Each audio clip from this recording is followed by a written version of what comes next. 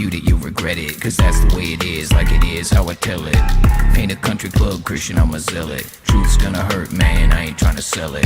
And if you think you can refute it, you'll regret it. Cause that's the way it is, like it is, how I tell it. Okay, firstly, I gotta address apologetics. It doesn't make sense, I'm not sorry, I don't get it. The fact that he was crucified means that we're all indebted. We should demand to have a culture that doesn't soon forget it. Every knee shall bow, every tongue shall confess it. Christ is king, listen up, get the message. The time is short, the deception is impressive. The church itself is corrupted and wretched. They preach about grace, no righteousness expected. God gaze at the pulpit because the sin is accepted. The devil calls, they don't even try to reject it. They're employed by Satan, they are tax exempted. Ain't a country club Christian, I'm a zealot. Truth's gonna hurt, man, I ain't trying to sell it. And if you think you can refute it, you'll regret it. Cause that's the way it is, like it is, how I tell it. Ain't a country club Christian, I'm a zealot. Truth's gonna hurt, man, I ain't trying to sell it.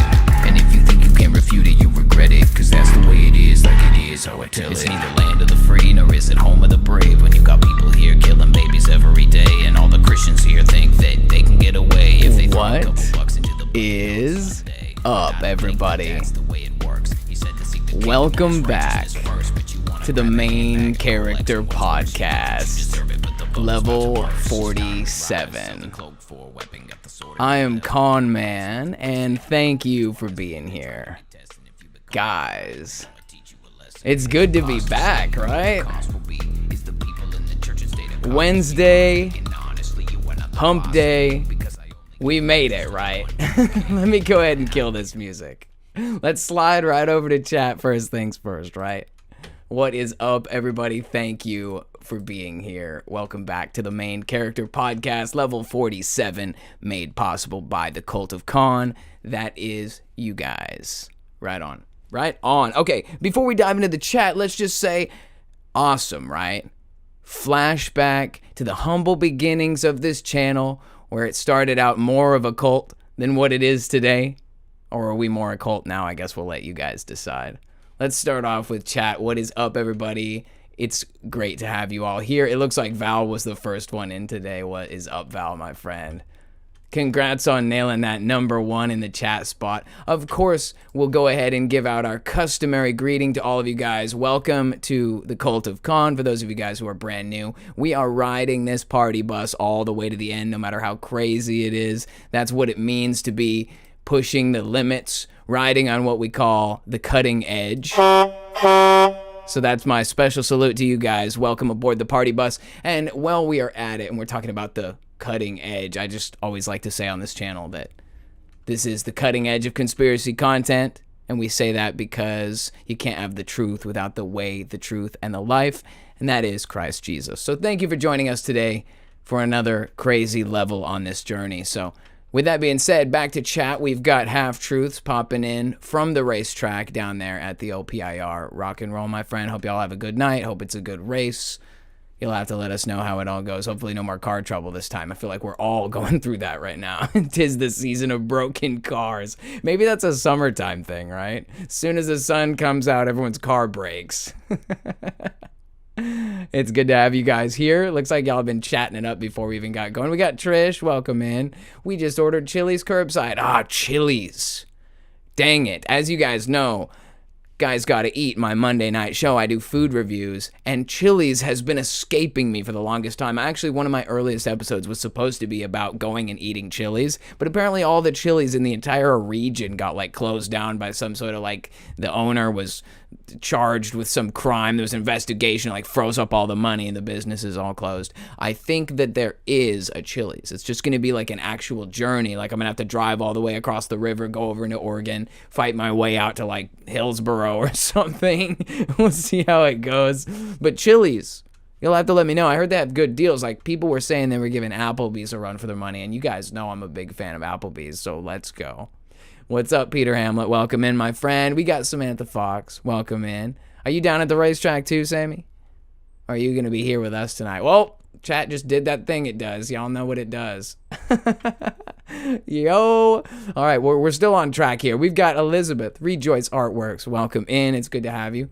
We've also got, who else did I say? I saw others. Bruce Jesse, my friend. Welcome in. We got Cody and Doctor Who, my friend. Welcome in. Doctor Who is another one of our moderators, for those of you guys who don't know.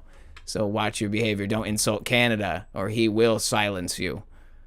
In fact, I've got some funny stuff to say about Canada, but we'll save it. We'll do a Canada stream. Jenny Layton, welcome in. Good to see you. We've got Mama Khan in the chat. Always good to have Mama Khan on board. Val, are you not entertained? Look, I'm pretty entertained. This is like what I do for fun on Wednesday night. This is literally like, this is my time. Wednesday time, the main character podcast. We got Pineal Wasteland tuning in from Cambodia. Probably don't recommend as a vacation destination. Oh, I wouldn't. It's tough here, but it's life, right? Don't forget to pack a wife. Anyway, some people will get that, some people won't.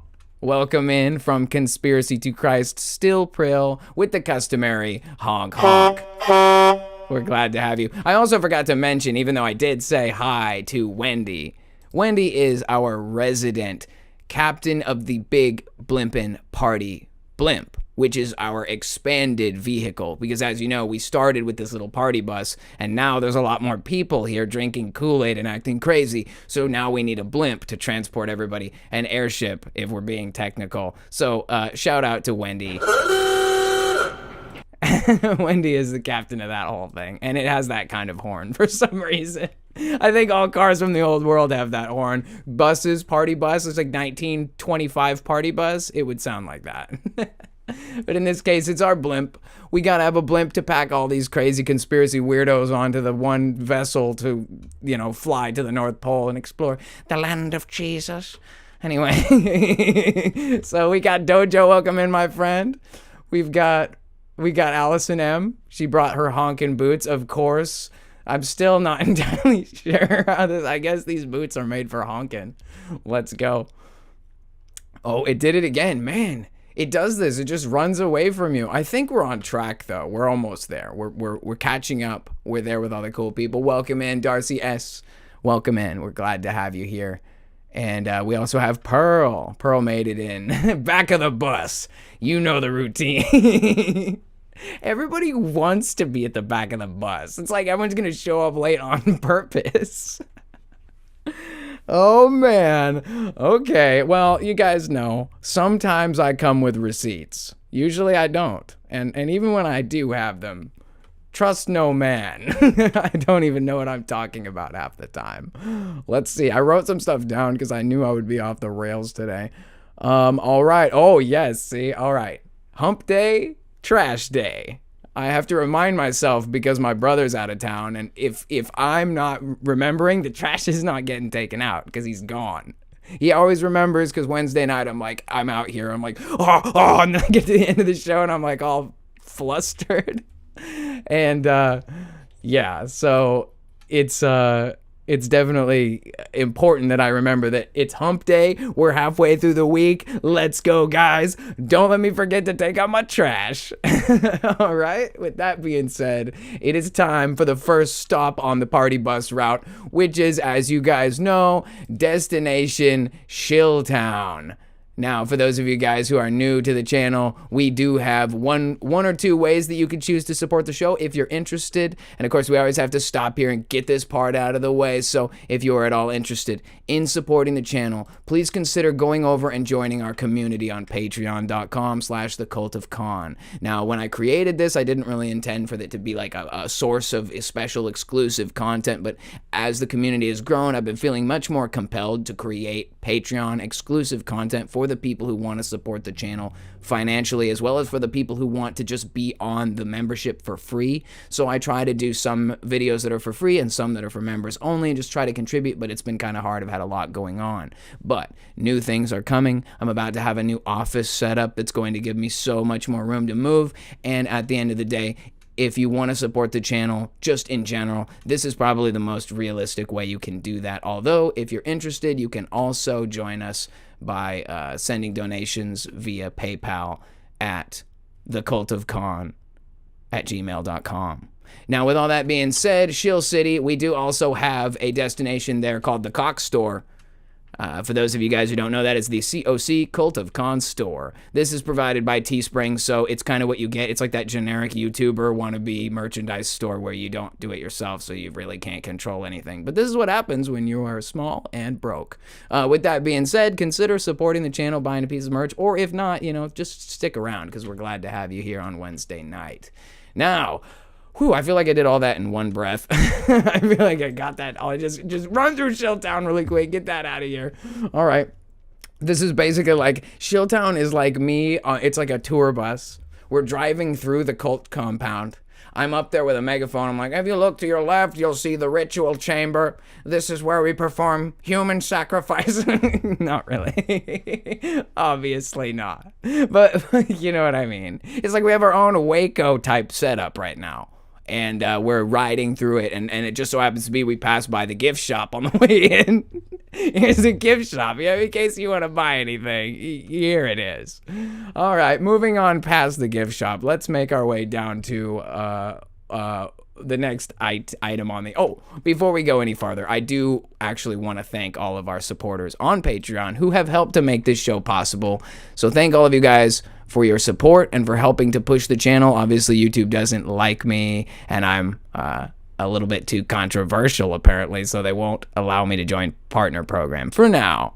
But this is our way of keeping the channel going and for helping to establish stuff like I'm trying to remodel and get a new desk and get a better monitor and stuff so I can actually improve the quality and the amount of content coming out over here. So we'll see if we can make that happen. And of course, that will be thanks to all of you guys and your lovely contributions. So with all that being said, let's make our way back over here and check in with chat before we get going on all the good stuff. So this is where the party's at, as you guys know. I didn't realize that this would be the way it was, but because I started this channel kind of thinking it was going to be all dramatic. Like I had this video, some of you guys have seen it, it's on the Patreon, it's called You Deserve Me. And it's like, in the beginning I was like, it's a world of shit, but you deserve shit. You deserve me. And it was like, that was funny. It was like my supervillain arc I was planning. I think it worked out okay. I think I just realized I do better being like my more comedic self. I guess the whole thing's kind of a joke anyway, right? That's what this is all about tonight. We're going to talk a little bit about the whole idea about being a cult and what it means to be a cult. And like, is this a cult? Are we a cult? Maybe. What's up, Chris T? Welcome in. I see you there. What's happening? Hey. All right, I'm going to try to get... Elizabeth says, Connor should try stand-up comedy. I would die up there. The only reason that I'm able to do this is because I'm alone in a room. There's nobody here but me. So it's fine. It's like, even though you're there... I'm just talking to a stick right now. So it's okay. I can act like a psychopath and it's okay because it's not like I have to work. Like if I was at work, when I'm at work, you guys wouldn't even recognize me. I'm like, I go around doing tasks quietly, like headphones on. I try not to talk to anyone. They probably think I'm so weird. They probably think I'm more weird because I do that than if I was just off the rails, like talking about the mustache man. Yeah, well, they lied about the Holocaust. You can't say that. You can't say that. It's like, I remember there's this debate going on. And it was about, that kind of stuff, like World War II, Shape of the Earth. It's stuff like that, like Antarctic Nazis or whatever, stuff you're not supposed to talk about. And I sit there and I scream at the computer screen. I'm like, they're not talking about the Talmud. You didn't, you know what I mean? I'm like, you didn't even read the learned elders. Well, that's obviously a conspiracy. There is no protocol. Anyway. It's just one of those things. I'm trying to get used to it. I'm trying to get used to just letting it go, I've been working at this place long enough now that I've worked so hard over there. If they fired me, it'd be their loss, right? Whatever. I hope so. Half Truth says, I got to get robes of my own before we do our video. Heck yeah, man. Get you a set. I might have something you can wear. I have an assortment of cult attire. I always imagined that if we were actually a cult, we would wear robes. Not because there's any real secrecy, but because it's cool. Like, yeah, it's like, You gotta sell it, man. I've always been fascinated with cults. Like ever since I was a little kid, I just thought it was interesting. I wasn't really like a researcher, but I just always kind of, you'd see these concepts kind of brought up in like pop culture where it's like people with torches and robes like heading for a cave, and you're like, what are they doing? What are they doing over there? Pepe Sylvia, am I late? Yeah, back of the bus, bro. Let's go. All right. I do want to give a special thanks to, there were a couple of people who sent PayPal donations, and somebody had been telling me like, you need to plug PayPal or whatever, because a lot of people don't like Patreon, and I totally understand that. It's probably an evil company, and they take like a third of the donations of the support. So, and then you get taxed eventually. If you make like over $600 in a taxable year, you have to pay taxes on it. Thanks, Joe Biden. You know, I was talking about this recently, that someone I know had their student loans forgiven by Joe Biden. And I think people forget that that actually happened. Like, not everyone, don't get me wrong, he didn't forgive all student loan debt, but I know someone personally. And so as far as I know, aside from that one time that we got Trump checks back during the COVID thing, the Trump check was pretty cool. Like, that made me like Trump. But getting forgiven student loan debts, that's like Joe Biden, best president I've ever seen, guys. I mean, the bar is so low, but like, wow, you did one thing for someone that I know. Wow, America. Joe Biden. Let's go. Yo, Javer Camp, welcome in, my friend. It's good to see ya. I just noticed somebody said that Rev was coming. I hope to see Rev tonight. We were really missing him. As you guys know, Rev has the return of Rev. It has taken place. The Rev's return. I don't know what we're going to call it. It's the Lord of the Rings, Return of the Rev. I don't know what you want to call it, but it's good to have him back. It's good to have our community back together again, you know? Everybody here, let's go. All right, y'all. But thank you to everybody who has supported the channel and helped to make this possible. It's really awesome to think that we came from like me with a hood to me like just doing whatever I want and it just being normal and it not being like so try hard. But I like the cult robe, man. It's part of the aesthetic. So at least for tonight's show, I had to bring it back, right? All right. Mama Khan says we're going to need a double-decker bus. Absolutely. Or a blimp, right? Let's go. That's what we call the big blimp and party blimp. Okay, all right.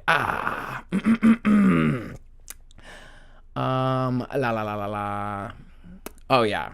Just to finish my thought on all this, I'm really disorganized. This is the way, right, to maintain order. Yeah, it's really awesome. All of you guys' support has been amazing, and I think that most of the people who have donated to the channel are Koolaid drinking weirdos, and so that's very strange. But I get that. I get that we're all a bit weird out here, and that's, I think, the reason why I started this whole thing in the first place was because I just couldn't fit in anywhere. So I said, well, I disagree with like everything. Like everything sucks. Everything's so much money. Everyone's lying about everything. You know, I was like, we got to do something different. So I said, I'm just going to create my own echo chamber and say what I want to say there. And hopefully people who think I'm right show up. I think we've made it so far. So far, so good, right? I think I've still managed to walk a bit of a fine line and be pretty careful with the stuff I say, because I'm trying not to alienate people or be like a racist or whatever. I mean, I got some pretty harsh opinions. And I have my days, too.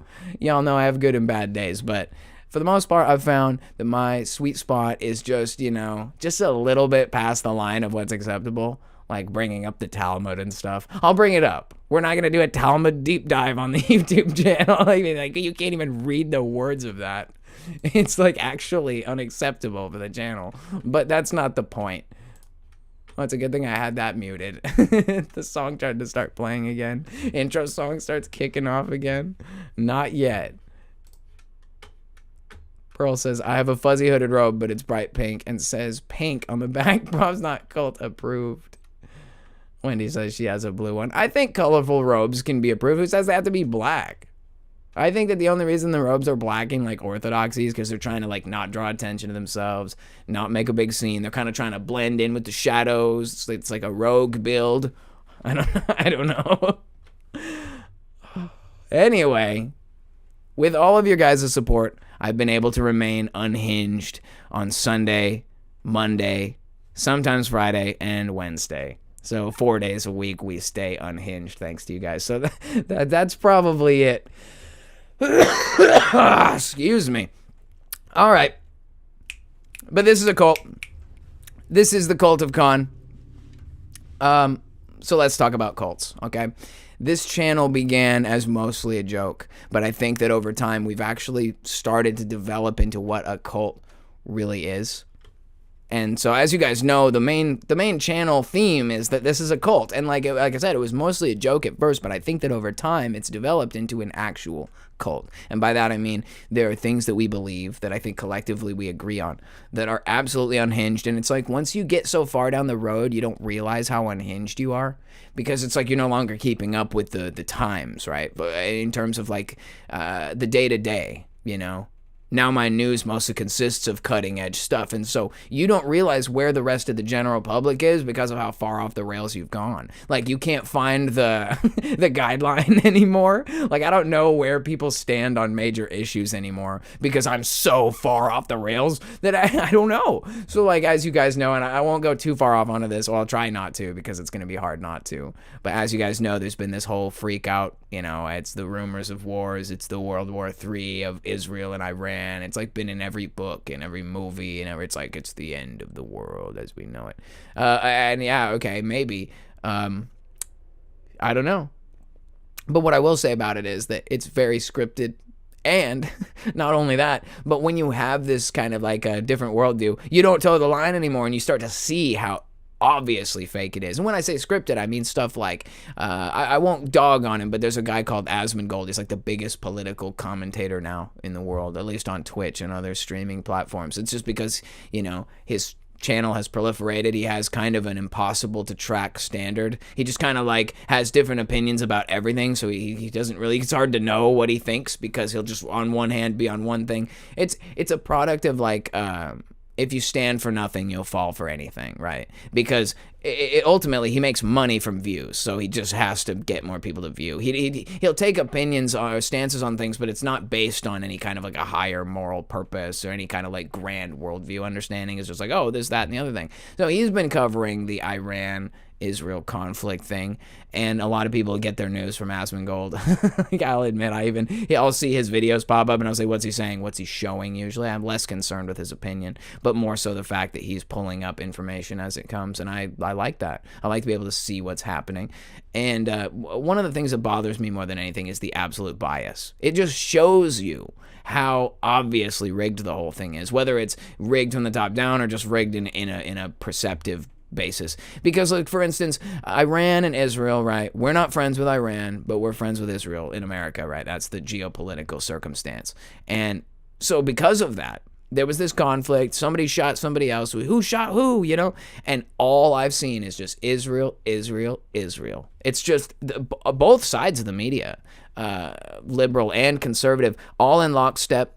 Iran is trying to build a nuke. Iran is evil. Let's listen to the president of Israel talk about it. And then when it comes time to hearing from Iran about what's Iran's side of the story, nothing, radio silence. And then at one point they just like show the supreme leader guy talking and it's dubbed over. And so I assume that the dub is accurate because somebody who like speaks whatever Farsi or whatever it is would be like, yo, that's not what he said.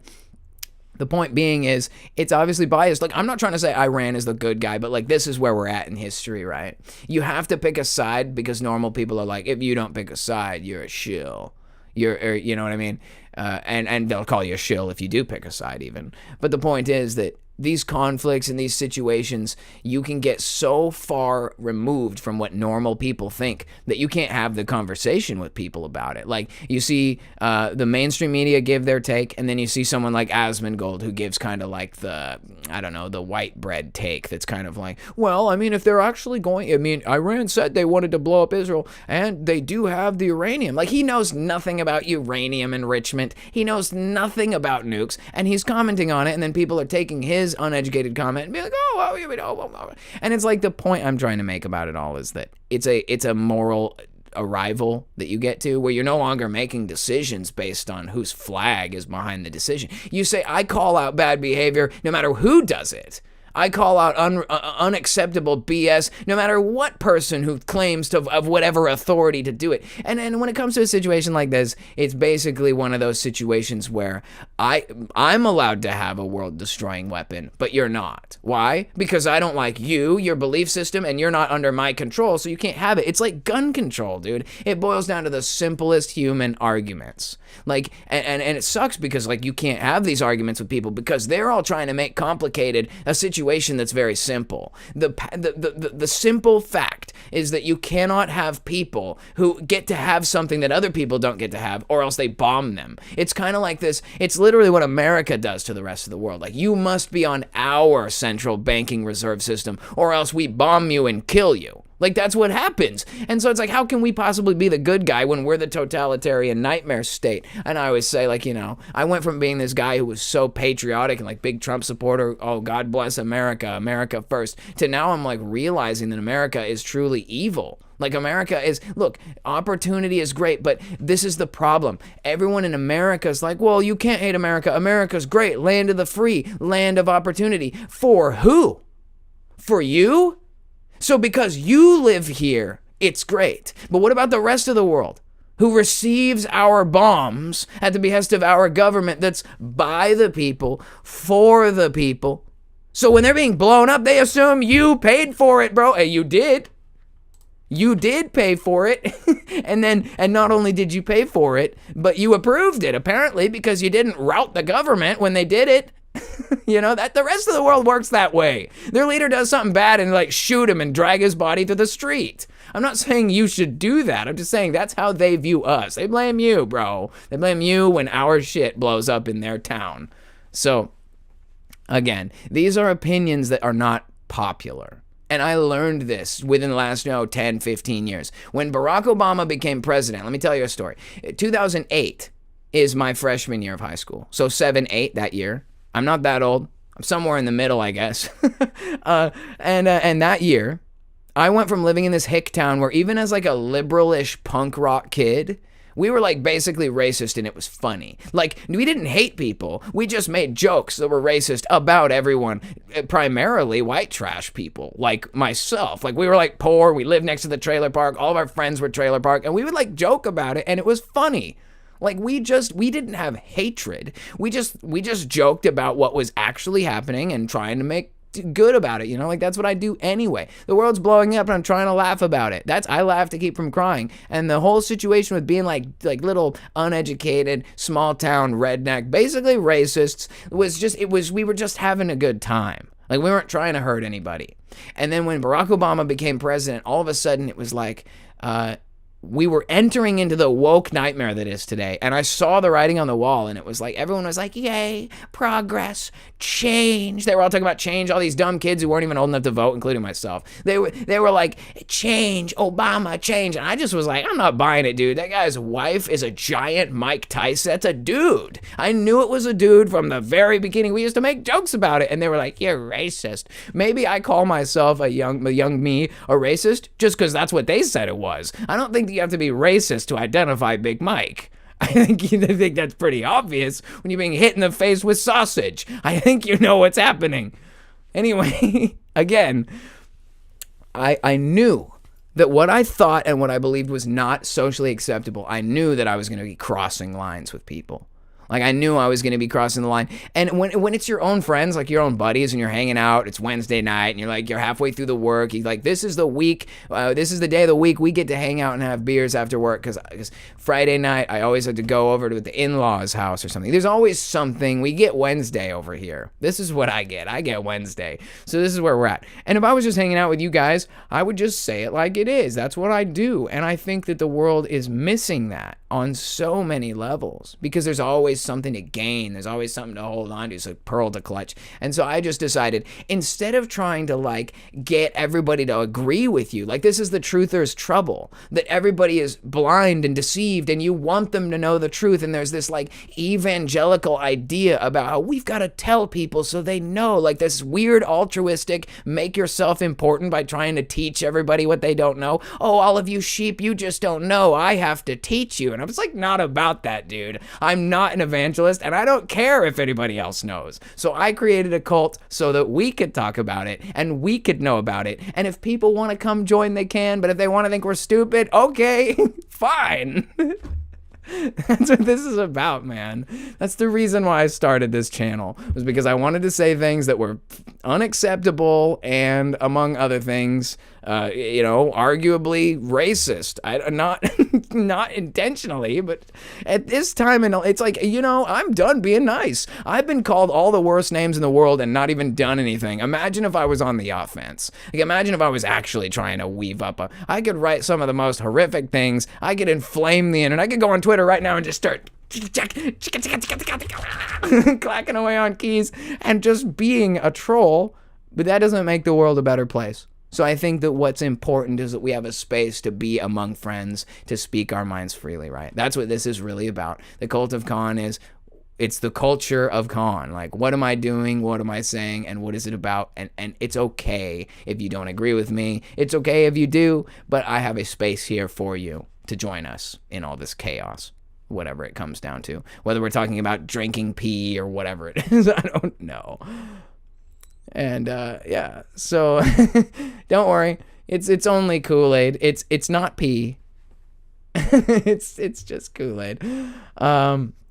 Yeah. So the reality of it is that people have a tendency to call your group a cult if they don't believe in what you believe, if they don't understand what you understand. If you have ideas that are alien to them, they're instantly turned off by it. And we've all had this experience. The cognitive dissonance is natural. It has to do with like a defense mechanism to protect what you think is correct, because the alternative is ignorance. People are afraid of looking dumb, sounding dumb, or actually not knowing. Why? Because knowledge is power. Right? And people want power. That's why they go for money and cars and political fame and corporate office and whatever. The reason people pursue those things is because those are centers of power. It's places to draw and derive power from, and knowledge is one of those things. That's why the educated class has this tendency to look down on people who are below them. Like, I don't know about any of you guys. I can't speak for anyone of that kind of tier in life, but like, I'm a working class person. I've never been one of those people who has like money, and it's a choice. Could have gone to college. I probably could have become a good lawyer, worn suits, had my hair slicked back and been a real greaseball and like got criminals off all day. Like, I could have probably found a way to manipulate people and stuff. Like, you could go that route if you want. You could be a lawyer, or you could be like a doctor, and you don't have to be like a save people doctor. You could be like an elective surgery doctor. You could be like a cosmetic doctor, you know what I mean? Again, not dogging on those people specifically. And if you're one of those people that has a higher like income status in life, like, good for you. I'm sure you worked hard, and I'm not here to dog on you for that. But there's so many of these people that have contempt for people just because they think they're better than them. Like, well, I went to college for 12 years. I have 12 years of institutional indoctrination over you. Therefore, I know more than you do. It's like, that is a super big problem, like just nationwide, worldwide, with the class issue. It's a class war at the end of the day. You've got the poorest people, and the poorest people are the ones who have to pay more for stuff. Like, think about the credit system, right? Your credit score should really only define what you can finance, like the amount. Like, if you think interest rates in general are usurious and against God, but aside from that, like, even if we were talking about an interest rate because money has to be made for there to be an institution, okay, we think about it like that, like we're being reasonable. Okay, interest rate, no more than 2.5%, which is crazy anyway when you're talking about tens of thousands. But the point is, like, let's say you had low credit score because you're poor and you've never had good accounts, so you never like made a big credit leap in your life. How are you going to get financed for a car? Well, you can't, because the interest rate's too high.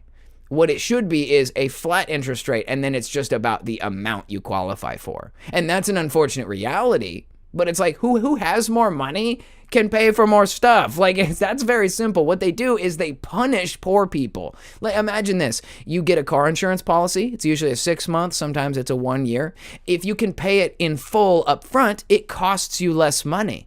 Now, that's like the pay in full discount. That's super nice and all, but the only people who pay more are poor people. You see what I'm saying? Now, I'm preaching to the choir when I say the rich get richer, the poor get poorer, but you could see this example. In fact, I'm going to take a minute to divert on something that has been bothering me all day, which is more of the same thing, which is that we're in a struggle, right, against the elites of the world. I think everybody, this is like very conspiracy 101, right? Like there is a multi-generational elite system, caste-based system that for the most part pulls the ladder up behind it and prevents people from succeeding. Now obviously there's all these stories about, oh, he started his own company and he ground it out for 15 years and now he's a millionaire, and it's success, and it's like very rare.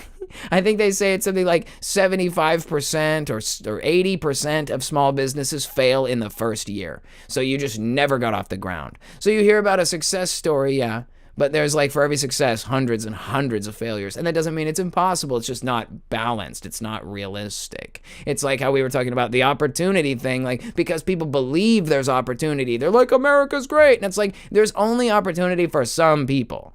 You know, like for instance, if you move here legally, as an immigrant, you can get loans to start a business that are not available to American citizens. If I wanted to buy a freaking mini mart and start running a convenience store, I could not get the loan for it because I'm American. But if I moved here from another country, like say India or Saudi Arabia, I could qualify for, under circumstances, I could qualify for a government loan to start a business with like a deferred repayment where I'm allowed to make maximum convenience store money for years before I have to start paying them back.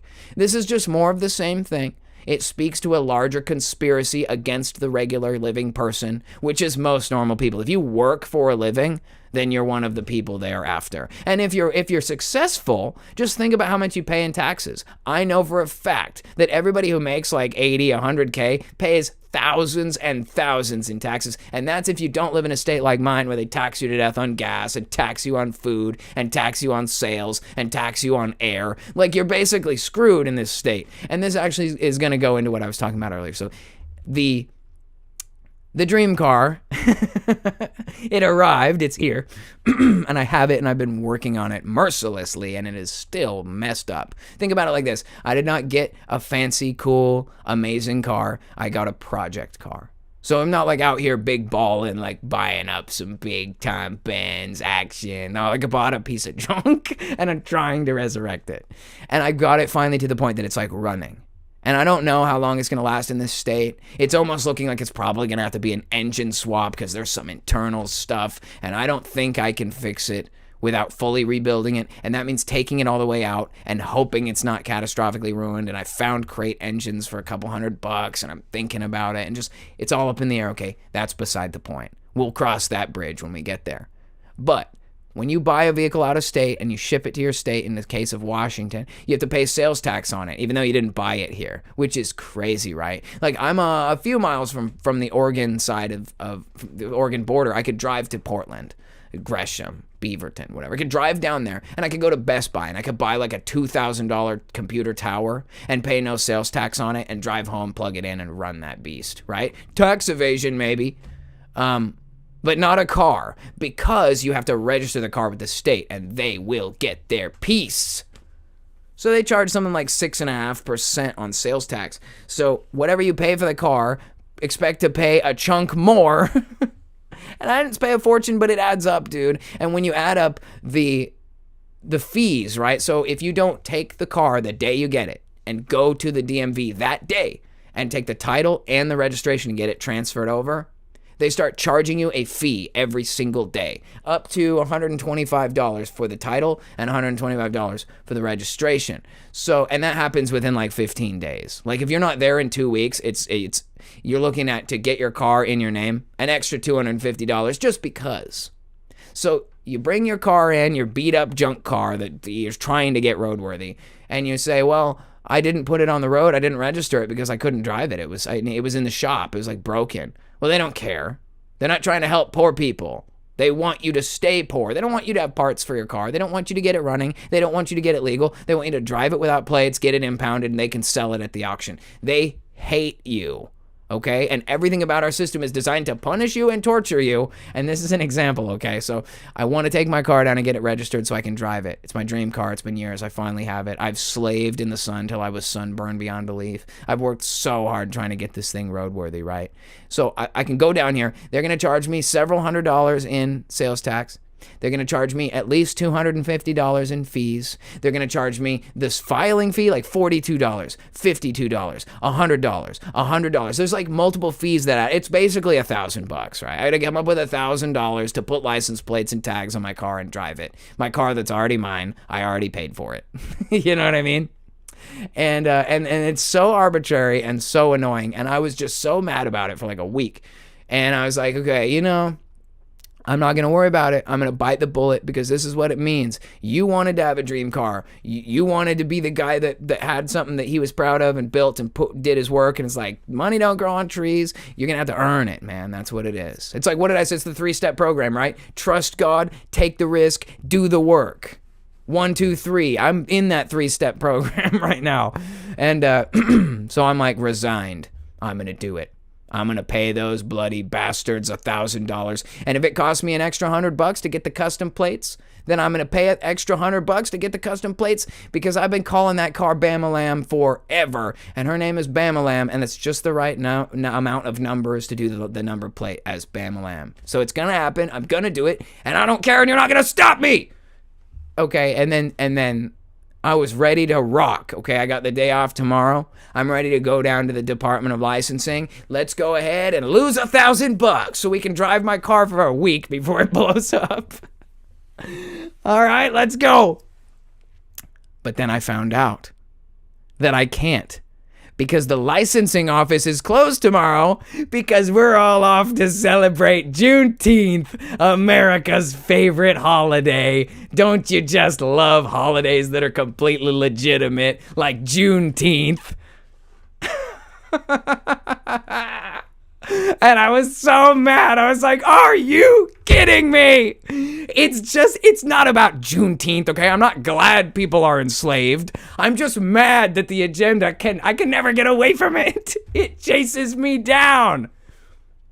It started in 2008 when they had his freaking speech playing on all the TVs in the high school and all the teachers were nodding and so smug and all the students were like, this is it. We're stepping into the future. Here it is, Barack Obama, the not cocaine addict, homosexual, cigarette smoking, wonderful president. We all wanted him. His foreign policy will be excellent. He won't bomb 2 million Christians. He won't sell drugs and guns to the cartel to re-traffic into the network. He won't do anything. He'll be the greatest president that ever lived, and his wife is a beautiful 100% biological female. And I saw that going on, and I walked out of school. I said, this is sick. What is this? What is this, the Pope? And I don't like the Pope either, but they got this scumbag son of a bitch on the TV in every classroom, and you're gonna watch it because we're moving into the future. And it's like, this is why I have a cult, dude, because I cannot affiliate with these people. Sick. Stupid. Ah! And it started with that. It started with, well, now we just want to love each other. 2 gay guys just want to love each other, mate. It's okay. And then all of a sudden, it turns into like, oh, drag queen story hour. It's okay. Oh, minor attracted persons. Oh, it's okay. Like, how far do we go? You know what I mean? It just feels like we're just, it's shit, man. I am not clicking with that, man. I'm not clicking with $1,000 to drive my damn car. The Constitution says I have the right to travel freely. Free! Free doesn't mean $1,000, you motherfucker! Oh, sorry. Sorry. I lost it a little bit. Swear jar. Sorry, kids.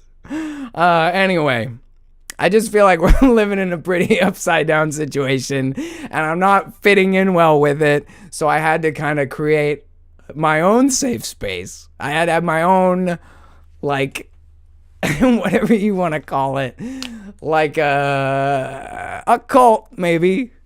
All right. A little water. I was drinking Sprite earlier. There is only Sprite. Someday they're going to pay me. Have I told you guys the fantasy?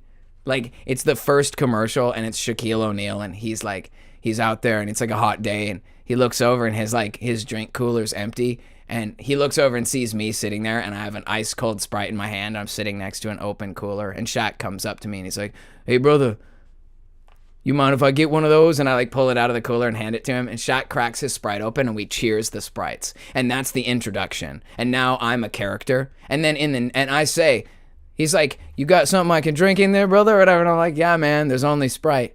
And he's like, "That's fine by me." And we're like, "Shh," right? Cheers. Okay, now I've been introduced, like Geico Caveman. Like now people are like, who's that guy, the red bearded guy that gave Shaq a Sprite on that last commercial? Okay, that commercial airs for a couple days, couple weeks. Then the next ad comes on, right? And now I'm introduced as there is only Sprite. I'm the new spokesman of Sprite. They're like, we found this weirdo on the internet. We're gonna use him as the new spokesman for Sprite. And we're going to embrace all kinds of cult symbology to sell the brand. Because, mainstream brands love to do it, like, unironically. Only this time we're doing it ironically. It's going to be like, triangles or whatever. And it's like, there is only Sprite. Oh, wow. Control your mouth, dude. Take this seriously if you want to call me brother. This channel is not serious.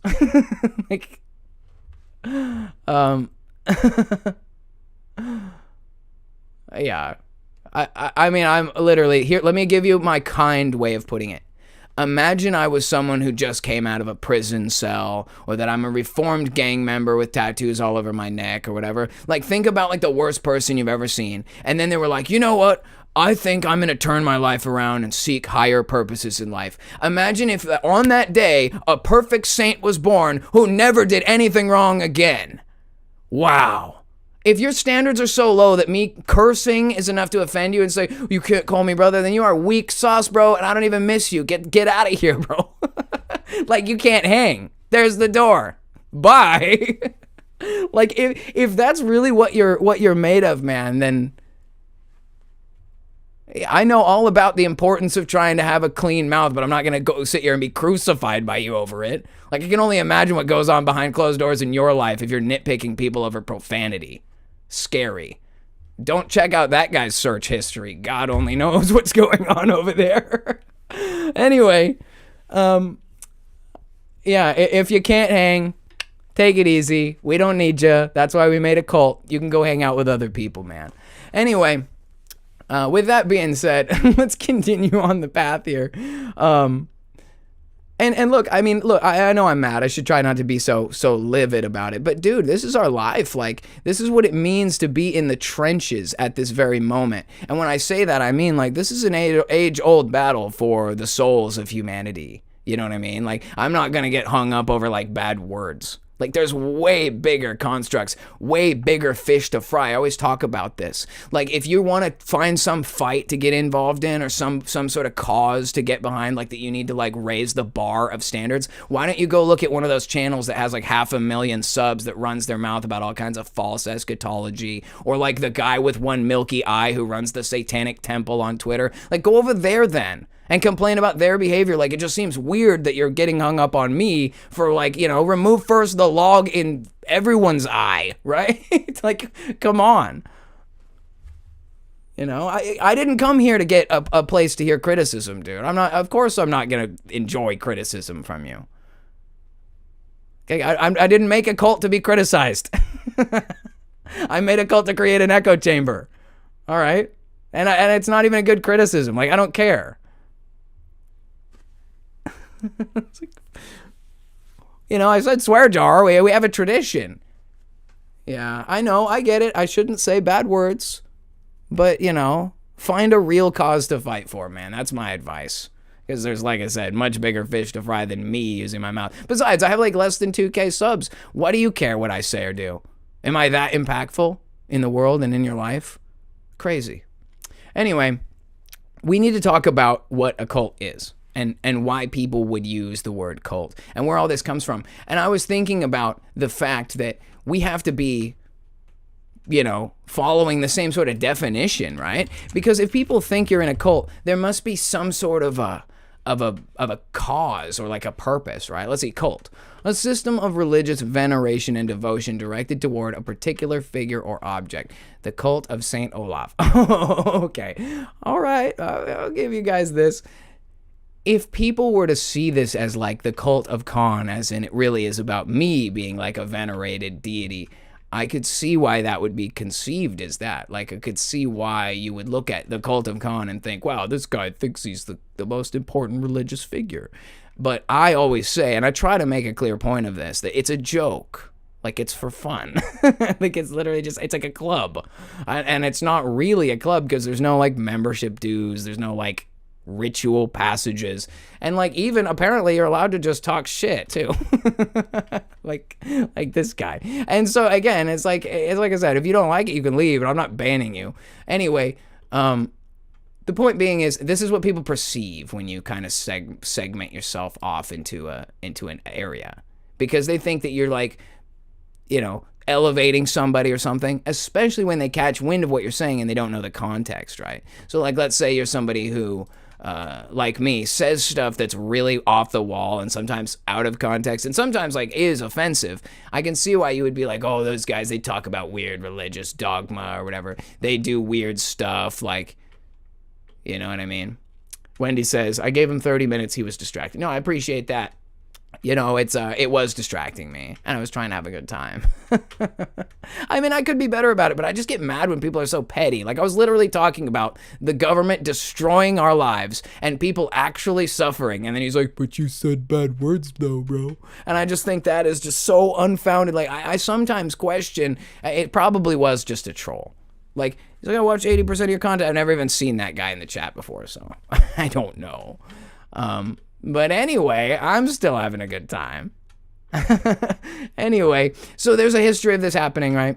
Groups breaking away from the mainstream, and there's various reasons for that, right? Those of you guys who have been following for a long time.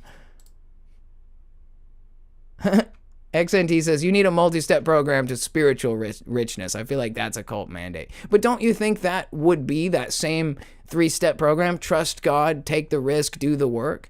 Because if you think about it, right? Where does all the truth come from? God made the world. God is the author of the universe. He is the Father of Christ Jesus. All authority is given to Christ Jesus through the Father. There's this reciprocal thing. So if you trust God, He'll lead you the right direction, right? That means what He says, His words, His plans, His commandments. If you trust Him, you do all that stuff, right? You love Him, you follow that.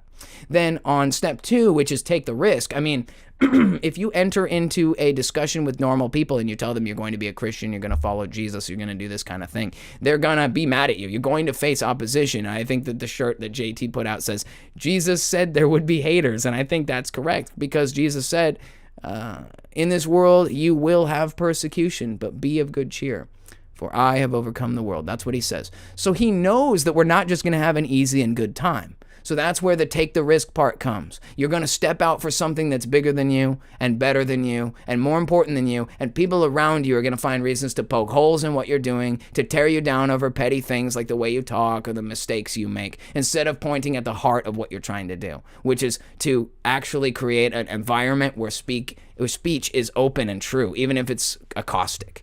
Like, even if it's something that bothers people or is scary or offensive in some way. That's what we're missing. People are too soft because they've never heard anybody say anything. Like, if you're mad at me over curse words, like, what do you think people in prison do all day? Like, have you not watched a documentary? Like, I don't know. Anyway, step 3, do the work. And this is where Caleb's got me. I could be better about not cursing. But if you had been watching the show as long as he claims to have been watching the show, he would know that I'm like, speak thousands and thousands of words without profanity, even sometimes stopping myself and being like, I know it's important. I know it's important. But that's what it means to do the work. Imagine people showed up to your construction site and you're like 2 days into the work and they're like, why isn't this house done? You guys suck. If you think you're going to call me brother, you guys can't build for shit. You know what I mean? It's just like, gosh, I'm so like past that. XNT says, you're starting to become the cult leader speaker the world needs. Yeah, that's what I need. Let's gas me up today. cult leader, cult leader, cult leader. Okay, I was waiting. There was like an incredible delay on that. Okay, it's always like that now. I'm just used to it. No, but here's the thing. We had this conversation the other day. I think it was somebody was talking about it. Paul or the Rev or somebody was talking about leaders. And I want everybody to know that I don't elevate myself as the leader of anything.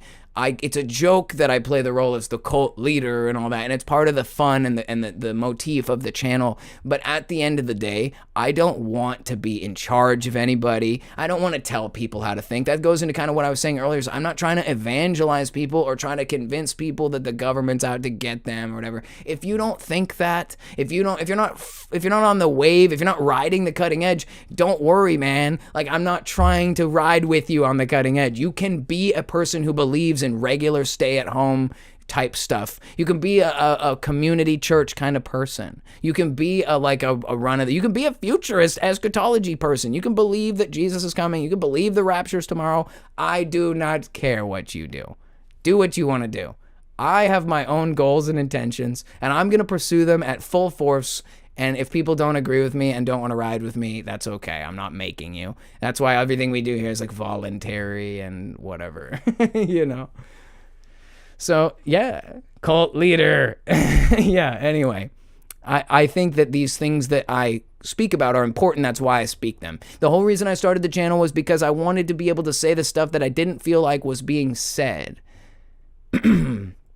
Mama Khan says, somebody needs to tell Brian to get on that Demons brochure. I think he's doing it right now. He said they were going to be up on his website in just a couple of days, and I will be promptly getting one of those. I think I've always loved that he says that. I've been one of the people laughing really hard. I've always thought Brian was hilarious. That's my angle, and I know that a lot of what he says is like very serious, and I'm not dogging on him at all. I think he's hilarious.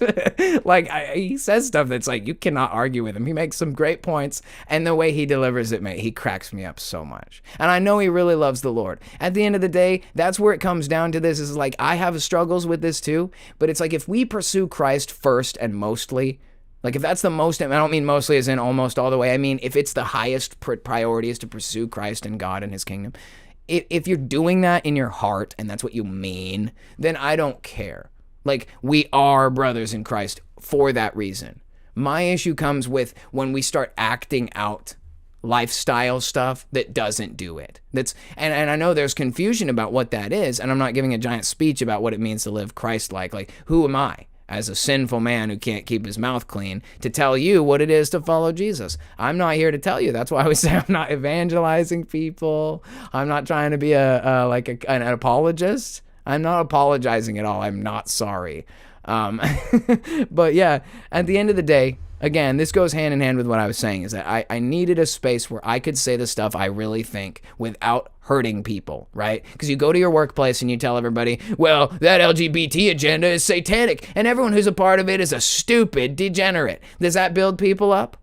You know what I mean? Like, imagine if you went to like environments where these people were transgender, LGBTQ, whatever, and you went to these places and you accosted them. You're all satanic and possessed. You're all gay. You're all going to hell. Like, imagine that. That's all you get. When you brush up against people who are categorically opposed, you're not going to have a peaceful discussion. That's why, like, debates are kind of pointless, because anyway, the point I'm trying to make is you can walk your own path. You can travel your own narrow way. Hopefully it's the narrow way.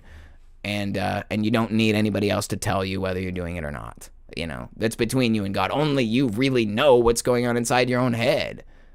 Like, in Chinese, me yelling profanity it doesn't mean anything in Chinese. So it's like, if you ascribe, I could go, and now I've just spoken a huge line of profanity. I guess I'm condemned to hell. You know what I mean? It doesn't matter. It's just about really being able to rationalize what you believe and why, and hopefully you can do that. That's what this is about. This is my cultivated area, the place I've cultivated for us to be able to have the belief systems that I ascribe to, and to discuss those belief systems at length and to expand upon them and my goals and my intents. And that's what this space is. And if I've ever been invited to someone else's channel I want to respect them, their audience, their belief system, and not just come out swinging and say, well, I think you're, you know what I mean? I am against everybody. The whole world has all these ideas that I'm absolutely against. It comes all the way down to the simplest thing. The people who are doing it are evil in my eyes. It's not like, oh, well, they're greedy. No, they're evil to the core. When the state of Washington voted that the cost to register your car should be $30. Remember, I'm about to pay $1,000. They passed a bill through the House of Representatives in this government that everyone seems to love so much in this country, democracy at work. They passed a bill in this state that said that the cost to register tags on your car was going to be $30, period. And you know what they did? The state Supreme Court, whatever constitutional body that is, I've never heard of that, but the Supreme Court, which is not a constitutional body, yet it exists anyway, because there's democracy at work, that Supreme Court said, you, the people, do not have the constitutional authority to pass a measure like that by voting. It has to be approved by the governor, the sitting House of Congress, and the state Senate. And you know what happened? It went before the governor, and he said, no. You pay $1,000, not $30. And you tell me that that's not an evil person who enters into the office of the land, sees the will of the people, and simply says, no. And then the constitutional court, the Supreme Court of the state, agrees that no, not by the people, not for the people. And so I'm not about it, dude. So when I'm out here and I'm saying stuff like, I think that the world should be run by Christians. I think there should be like a Christian dominion force that runs the world. I'm not trying to tell people how to think or how they should choose to live. You do what you want to do today. If you want to go do some crime, go do some crime. See what happens. Probably not as much as what should happen, you know, but you still got freedom. It's just, I want the law to be righteous. And then you can break it if you want to and face the punishment. But I don't want the law to be wicked. I don't want our leadership to be evil, okay? Like, we may not be able to get perfect. We may not be able to have streets of gold, but I'm sick and tired of this idea that as Christians, we're just supposed to lay around and let bad people make you pay $1,000. Make babies abortable. What? That ain't Christian. So if I have to have a cult to say, I think the government is evil, I think that bad things should happen to them as a result of what they've done, and I think they should be replaced with Christians. Oh, that's extreme, but I don't care. There's got to be a place for it. I guess that's here at the cult of Khan. And again, I mean, I can justify all this too. Maybe next week, that's what we'll talk about. The Christian Dominion Movement. What does this mean? Where does it come from? What am I talking about? What is the most crazy thing that I can say yet? Well, I think I have it for you. I think it has to do with seizing the authority we have been given to correct the problems in the world that are caused by villains occupying spaces. I think villains should be not occupying spaces, and I think righteous people should instead. And I don't think that means anything about crusading anyone or anything like that. In the very same way that the laws and systems have been usurped slowly by evil people like Barack Obama, we too can enter offices and begin to turn the tide in favor of righteous order. I think that is like the bare minimum expectation of Christians. It was the very first will of God. He made man and he said, go forth and have dominion over the birds of the air, the fish of the sea, over every living thing that moves on the earth.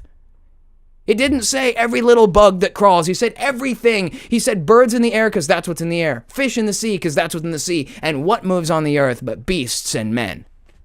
Somebody has dominion. Somebody sits in the presidential office. Somebody sits in the principal's office. Somebody sits in the corporate executive office. Somebody sits in the chief of police desk. Why isn't it you? Why isn't it a follower of the way? It's crazy that it's not. Why have we allowed our country to be overtaken by people who hate God and hate you? That's my question. That's my motivation. I'm thinking, well, this is where I'll agree to disagree with you, man. I do believe it's dominion over other men. which is why in multiple times in Scripture, God ordered them to take over pieces of land that weren't theirs. So, and that's not just against Nephilim and stuff either. I think that it's very evident that Jesus Christ is king of the earth and he has dominion over the whole world. Whether, you can argue, I mean, even in Satan's little season, Satan's doing something, but he's still under the authority of God and Christ. So I'm not arguing with that at all. I just think that we have a responsibility to have dominion over structures, over systems, over money, over territory, over property, over legislature. Those are all not people. That's all immaterial stuff, right? I'm not saying put people in chains and make them do what you want. That's slavery. Free will still exists today. If you want to take a gun down and rob the convenience store, you have the choice to do that. And so too will the choice exist in the upright world. It's just that the responsibility to do the right thing is going to be higher. The accountability for the judges who order your sentence will be higher. The accountability for the police who abuse you will be higher. All of these things are just a symptom of a greater problem, which is a lack of authority. The people that are running the systems are corrupt. They need to be replaced with people that are not corrupt. Again, it's not about dominating people per se, but at the end of the day, if they fall under the territory, under the legislature, under the authority, then they're under that dominion. And it's no different than living in the United States today. You're under the dominion of the U.S. government. And of course, you can test it and find out if you want to know. It just, to me, says there's an evil dominion or a righteous dominion. What should it be? It's very black and white to me. It should be a righteous dominion, period. And I will allow you to disagree with me, anybody, especially you, Rev. I would love to talk about it sometime. But I'm very convinced about it. And I think that's the reason why I had to start a cult, because I'm not interested in doing it. Again, if people want to do Christianity the way they've done it, where they have little sheds and they hang out and do their thing or whatever, and then they go back in the world and try to convince people through actions and behaviors that they should change their whole life, that's fine. But I'm talking about actual conflicts and the need to mitigate them. Like, we can talk all we want in church about why abortion is wrong, but the law says abortion is legal. So what are we going to do about it? Just sit here? Oh, Jesus will come down and change the law. It's this kind of like this attitude people have where it's like, well, not my problem, because Jesus is all powerful. He'll simply do everything. And I like to remind people that Moses had to put his stick in the water. Jesus had to get on that cross and die. God has people do stuff. You have to do it. It's your job. He wants you to do it. And it's the first command of God. He says, go forth and have dominion. That was what he did before anything else. And when Adam and Eve sinned against God, they lost dominion. That's where they fell from. They had control of the whole world and they lost it. Not that they were doing it on their own. When they were under the headship of God, not sinning against him, they had full control. Then, of course, they ate the fruit and broke, and that was why Christ had to come to the world, was to restore that original human condition of dominion under the hierarchy of God. So a perfect man comes, he restores the authority, he is now seated, he's alive, he's resurrected, his kingdom is here, he is seated at the right hand of the throne of God, his kingdom is never going away. What he has are a bunch of lazy subjects who think they don't have to do any work. That's basically what it is. And I'm not talking about works like praying and ministering and caring for people, because that's kind of like the Dave Chappelle joke, like, I feed my kids. Well, you're supposed to do that. Like, having fellowship with one another, seeking the kingdom first in his righteousness, loving your neighbor, loving your enemy. All the commands are like a given. But what we're lacking in is action. A lot of talk, a lot of, a lot of debate. And again, I'm not trying to tell those people they have to do what I'm doing. I'm doing this. So if there's people that are doing like a regular, did I say Dave Chappelle? Okay, whatever, Chris Rock. It escapes me. It's about like, and you'll see people talk about this, and there's actually, New Christendom Press. It's the guys that are behind the Haunted Cosmos podcast, which I've recently gotten into and really like them. And they have what they call the Dominion Mandate. And the way they interpret this is that they should build alternate infrastructure, right? A Christian bank. They have a banking network that's a Christian banking network. And they have a few other companies, a coffee company, specialty soaps companies. They're partnering with brands that are Christian brands because what they want to do is build like a parallel to the society of Satan and say, let's have a righteous system. And they're on the right path, right? Let's say if there's only U.S. Bank and it's evil, and you don't want to work for the evil bank, you don't want to serve the evil bank, you don't want an account at the evil bank, now there's a Christian bank, and you can go bank with the Christian bank. I think that's okay. But what we're talking about is not dominion, we're talking about replacement. It's what I was calling earlier the shed theory. It's that people don't like that the main town square is taken, so they go and they build a shed somewhere. It's like what I've done here with the cult. This is a perfect example. I'm actually living it right now because I can't convince the world to change. I go build a shed over here. And that's because I can't get the world to change. But we can. You see what I'm saying? We can change the world. I don't just mean fix it and make it better for everyone no matter what. I'm just talking about the fact that we don't have to be in sheds. We could be a Christian world, a united Christian front that says we don't need to build our own bank from scratch. Let's take over the bank that's there. And I'm not advocating by force. How do you get into the bank? You force your way in.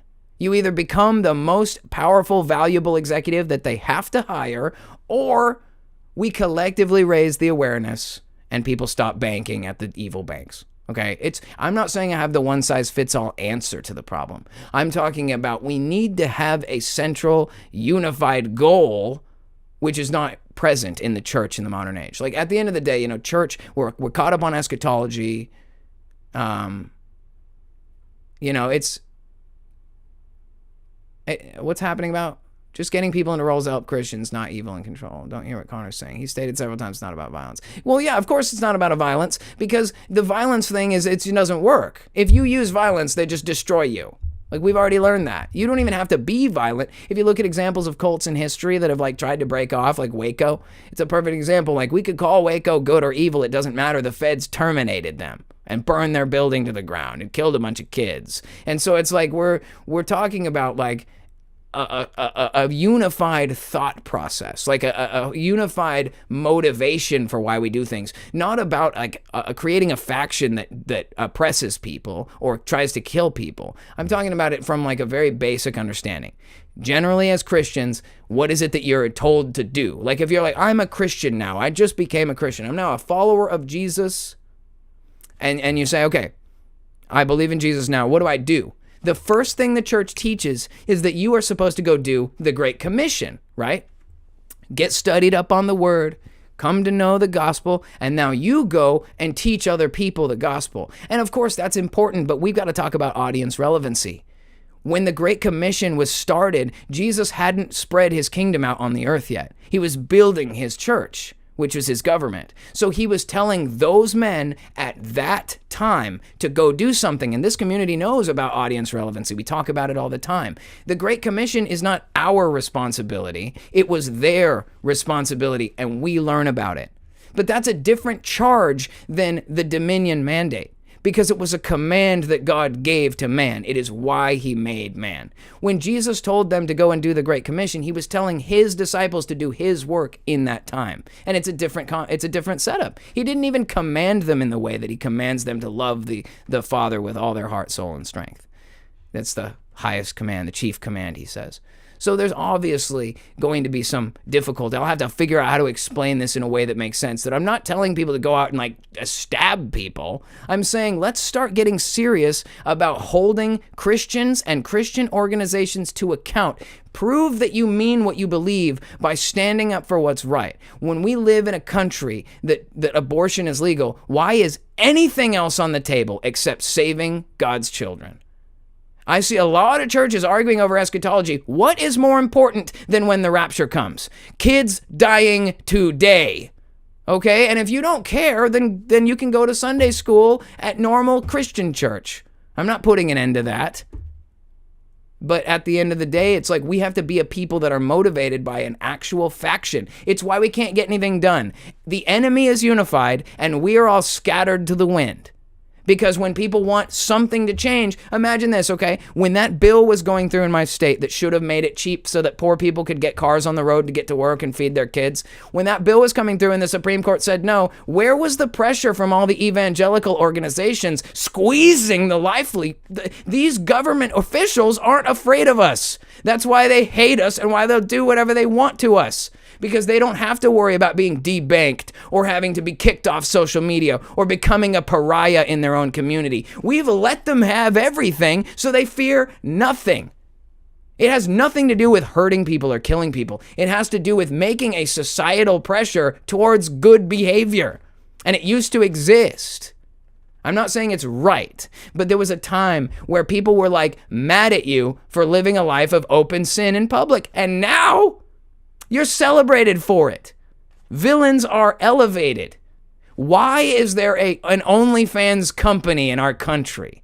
Why is that allowed to happen?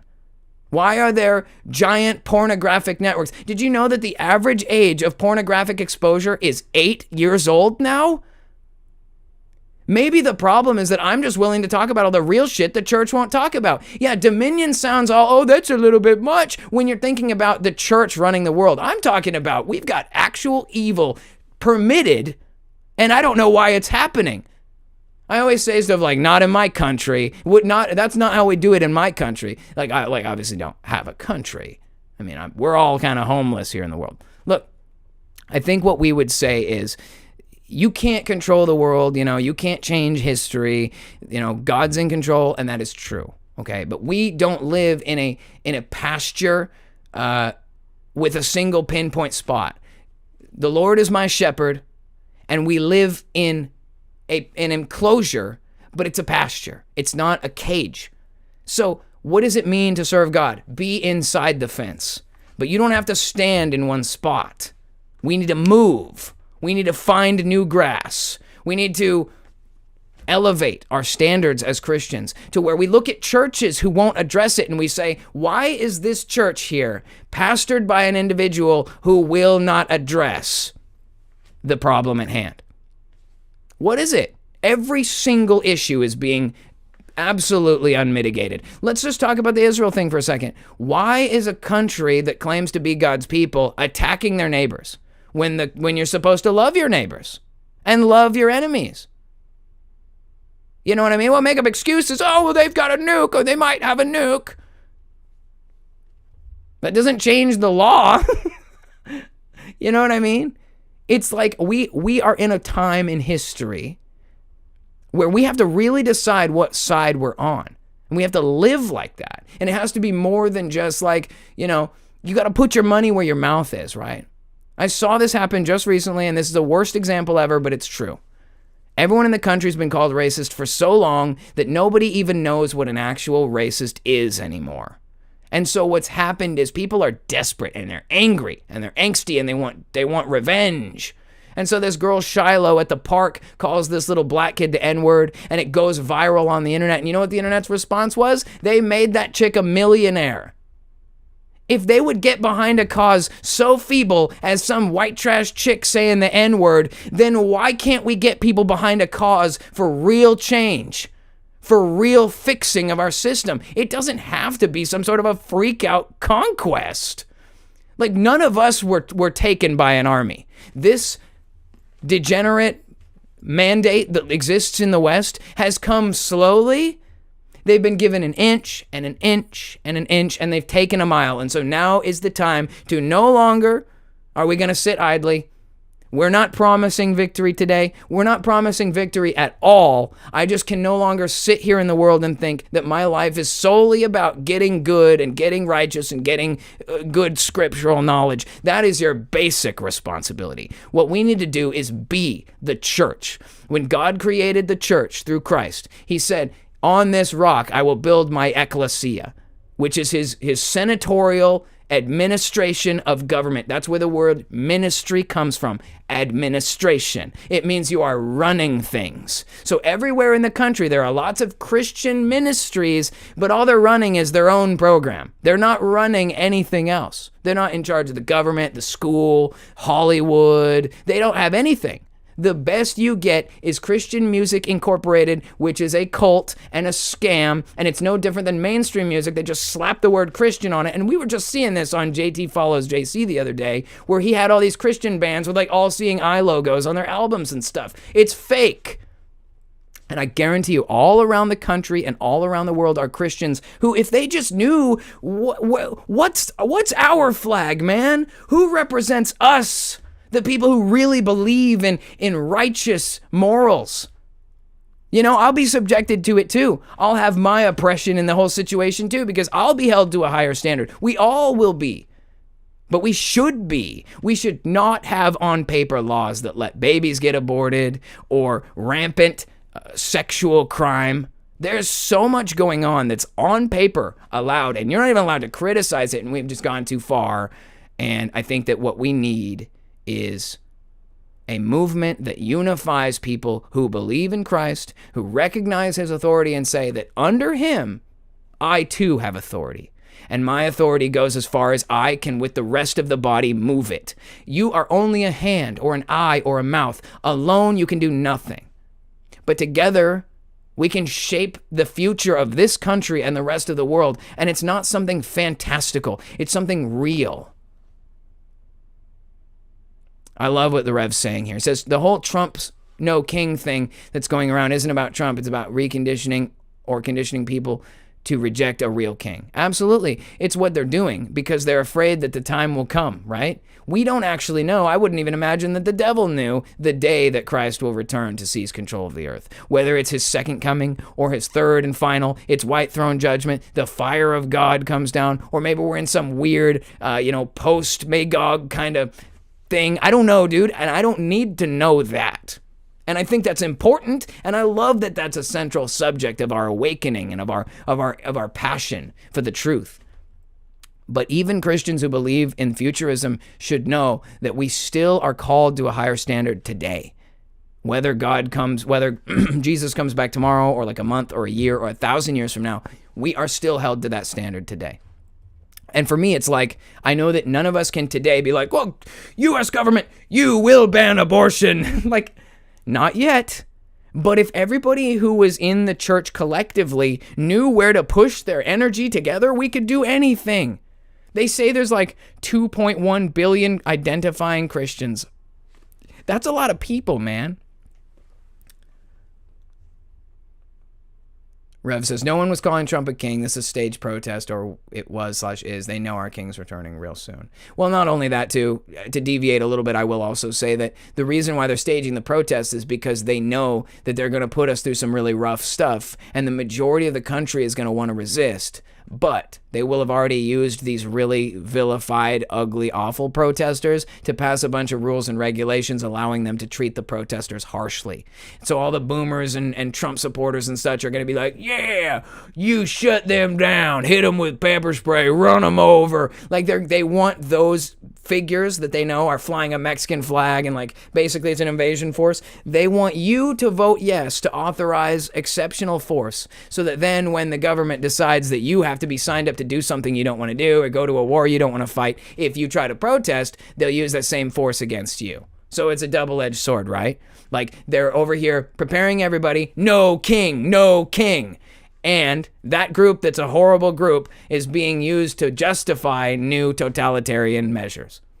More of us inching in the wrong direction. We're scooting ever closer. It's like that slippery slope with the LGBT thing. It's the slippery slope with the totalitarian hellscape. But let me offer you guys a quick moment of hope. A respite of hope in all of this. Not just the fact that Jesus Christ is King of the earth. But let's just imagine for a second, and follow me on this. Let's just imagine that the entire Big Brother data collection, NSA spy network, like the walls are closing in, and in a second we're all going to be trapped and they're going to be falling and you won't even be able to speak and there's no hope and everybody's screwed. Like it really seems like that, and I'm of course just talking out of my butt here. But what if that's exactly what God wants?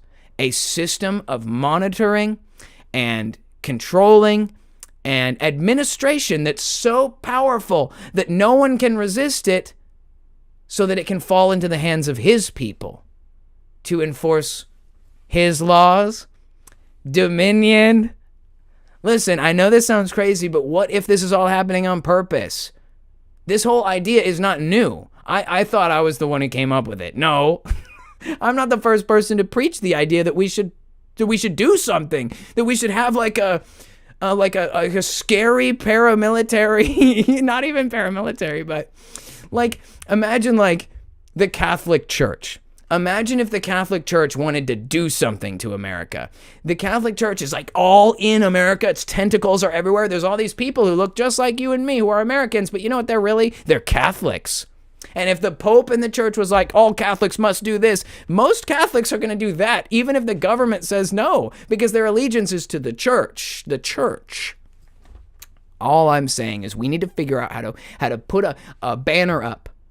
So it's not this Methodist, this evangelical, this Baptist, this Adventist, this Islam, this atheist, this scientism. You can find a faction for everybody. There's no faction for us. We need to have one. And we need to have a central belief system centered in, we're coming for your stuff, man. We're going to take your offices. We're going to take your jobs. We're going to take your businesses. We're going to take your real estate. We're going to take your national banner. We're going to take everything. Because it's what we're supposed to do.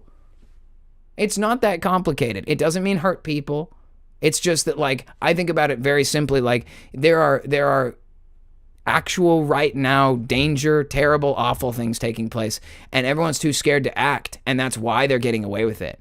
Because if for one moment everybody said no, they would lose their power. Their power comes from the sheep herd moving in the direction that it moves because they never see a sheepdog guiding the herd the other way. There's never an organization saying, we're most certainly not going to wear your masks. We're most certainly not going to take your shots.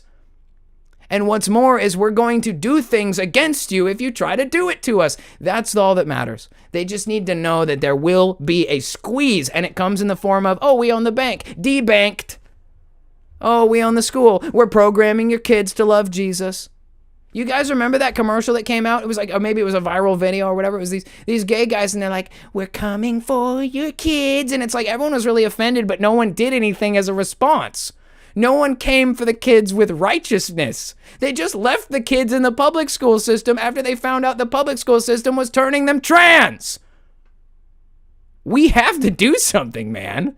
No more of this churches with everyone, oh, good, so good to have you on Sunday. If they're going to do that, you guys cash me out, bro, because I'm not going to do it anymore. And I think that we need to hold those people to account. Our enemy is not the bad guys of the world, the villains of the world. Yes, Christ makes it clear. Our war is against powers and principalities, rulers in heavenly places. It's not against people. But if we had to point to who our biggest enemy is, it's not Satanists. It's not atheists. It's not even like the Talmudic cabal. Our enemy are people who are Christians and don't want to do anything. Christians in name only. That's the problem. Because you got all these people saying, well, that's not our job. We need to lay around and wait. Imagine if that was the attitude of Moses. Well, I mean, I don't know if I want to go put this stick in the water. I'm going to wait for God to move. I'm going to wait for God to move on this one. You know, imagine if that's how our attitude was. That's what our attitude is. It's like we have to be willing to do it, dude. We have to be willing to put our stick in the water. It's gonna suck. There's a Pharaoh army rampaging down the hill behind us. You gotta hope there's a column of fire in time. And usually there is. That's, I guess, the way you know you're doing what he wants, right? You'll win. Pharaoh's army drowned in the bottom of the Red Sea. And God's people, Exodus, they left Egypt because it's what God wanted. So it's like, let's not get confused. Let's not think that we're just going to go do our own thing. It's like Jenny says here, evil prevails because good people do nothing and say nothing. We've been beaten down and we've become afraid. We've become afraid of losing our jobs, our banks, of being vilified as a bad guy, of being called violent or dangerous or terrorists, not realizing that the people pointing the finger are the most evil people in human history. I am not letting them say who I am anymore. I am a son of the living God. I am a follower of the narrow way. I am a servant to the King, Christ Jesus, and he is alive today. And so I don't need to be told by anybody that I'm a racist or I'm a terrorist. I don't care what they say. Call me whatever you want. I will become whatever it takes. Whatever God wants me to become, I will become it. I will slay the giants of Jericho. I will stuff my staff in the water. Whatever it takes. If I have to become the crazy cult leader who thinks that good guys should run the world, so be it. But if that's what I'm vilified for, I do not care. Oh, Christians should be in charge. What a novel idea. Imagine just for a moment what it would look like if we, the body, was the control scheme of the whole. Imagine if we replaced the cabal with like a Jesus Illuminati. You know what I'm saying? Like, imagine that we were out in the open. I was talking with the girls from Unraveling Podcast, and they were talking about the the rep says, well, we know this cult serves, and I concur. Yeah, we serve Jesus, and I'm really assertive about it, and I want to serve Jesus on a radical new level of actual outward advancement, and that means that we're going to take over stuff, and we're going to have stuff too. So maybe that's how you sell it. Let's have a whole class. We'll do a whole class next week about what it means, because here's the thing. I can basically promise prosperity because it's what Christ promises. All of the stuff that's wrong with our country, the usurious banking system, that's against God. It would have to go away. You couldn't have these interest-charging banks or wait 2 weeks to get your paycheck. Everything that's wrong with our society is against God. If we just had Christ's supremacy, the world would be a better place even for our enemies. And how better do you love your enemies than by forcing them to have a better life? You will make more money. You will have a family and be happy. You will go on vacation to ski resorts. You will live. That's the message. You know, so at first it's scary, like, oh, we're gonna have to do something? Oh man. But guess what? The result is that we save everybody the trouble of doing nothing. Because doing nothing hurts everybody. That's what we're lacking in. And we could build houses and schools and buildings, and we could change the world, man. We just get rid of all the snakes and the liars and the thieves in our midst who are not hiding because they're not afraid. There's no force. There's no accountability. And I think that we can do that. I think that we can be that. I wish someone would make me go to a ski resort. Well, it would stand to reason that if you spent too much time working, people would be worried about you. Your employer, the health people. They'd be like, you've worked 51 weeks in a row. You need a break. We love you. We care about you. Instead of this government that's like, you can maybe squeeze out an hour this year. It's just, I mean, that's an exaggeration, but look at any time in your life where you've struggled at the behest of the system and think about how that could be overturned for good. All the money wasted on bombs blowing people up. We could be friends. We could be having feasts. We could be buying new cars and building new buildings, and our life could consist of like exploring the lost worlds, the continents out here. We could be learning about the new technology and the mysterious races instead of being oppressed by a government that calls them fucking aliens. That calls them aliens and lies about everything. Jenny says, as it says in the good book, if a man does not work, he shall not eat. I think we could really be free. The whole reason they made this government in America was because somebody, at least on paper, they believed that we had rights given to us by God. That because we even exist, it means God made us. It means we have value. It means we have purpose. We are of the flock of Christ. We are born into this world for his cause. And then we enter into this situation. It takes all of that away from you and makes you a number. It makes you a fraction.